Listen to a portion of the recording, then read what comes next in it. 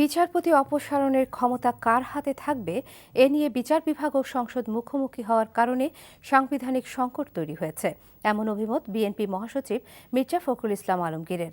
Bangladesh people's party আয়োজিত এক প্রতিবাদ সভায় প্রধান অতিথির বক্তব্যে তিনি আরও বলেন, দেশে এখন গণতন্ত্রের লেশ নেই। একের পর এক মিথ্যা মামলা দিয়ে বেগম খালেদা জিয়াকে রাজনীতি থেকে দূরে সরানোর ষড়যন্ত্র চলছে বলেও অভিযোগ করেন তিনি। সরকারের উন্নয়নের বিষয়টি মিথ্যা প্রচারণা উল্লেখ করে মির্জা ফখরুল বলেন, উন্নয়ন যা কিছু হয়েছে তা সরকারি দলের নেতাকর্মীদের। কোটি কোটি নয়, শত শত কোটি টাকা লুণ্ঠন করছেন এবং দেশের বাইরে পাঠিয়ে দিচ্ছেন। এর প্রমাণ বিভিন্ন জায়গা থেকে আসছে।